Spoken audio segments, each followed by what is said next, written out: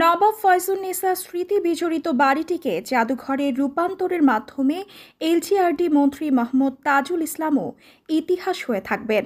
নারী শিক্ষার অগ্রদূত নবাব ফয়জুন্নেসা চৌধুরানী বেগম রোকেয়ার জন্মের 7 বছর পূর্বে তিনি গার্লস স্কুল প্রতিষ্ঠা করেন। রক্ষণশীল ও ধার্মিক হওয়ার কারণে মিডিয়ায় বিষয়টি যথাযথভাবে উপস্থাপিত হয়নি।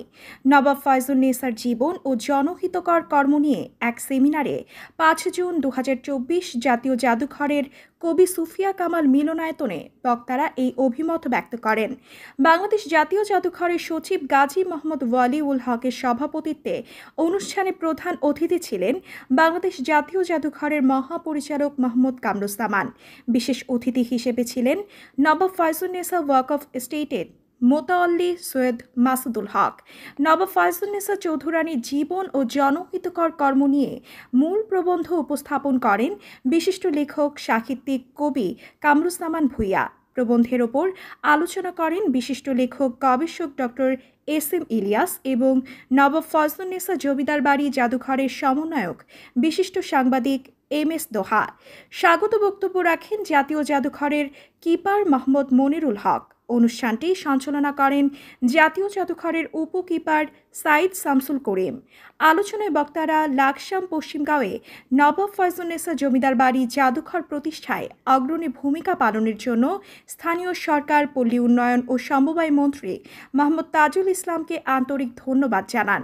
সেই সাথে বিভিন্ন জনের কাছে ছড়িয়ে ছিটিয়ে থাকা স্মৃতি বিজড়িত নিদর্শনসমূহ সরবরাহের মাধ্যমে জাদুঘরের গ্যালারিকে সমৃদ্ধকরণে সবার সহযোগিতা কামনা করেন।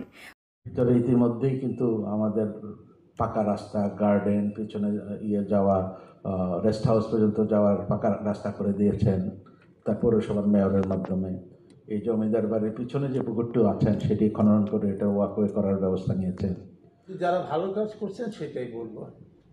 তারপরে পরিচিত হলাম এমন কিছু লোকের যাদের সঙ্গে পরিচিত হওয়ার মতো যোগ্যতা আমার আছে কিনা আমি জানি না, বাট আমি নিঃসন্দেহে বলি ওনারা শিক্ষককে বলা হয় মানুষ গড়ার কারিগর।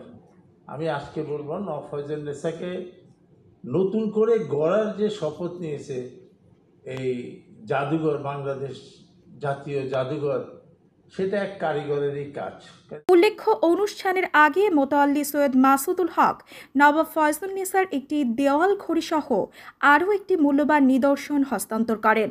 আগামী 23 সেপ্টেম্বর মিলাদ দোয়ার মাধ্যমে নবাব ফয়জুন্নেসার মৃত্যুবার্ষিকী ও 6 নভেম্বর নবাব ফয়জুন্নেসা জমিদার বাড়ি জাদুঘরের প্রতিষ্ঠা বার্ষিকী পালনের বিষয়েও আলোচনা হয়।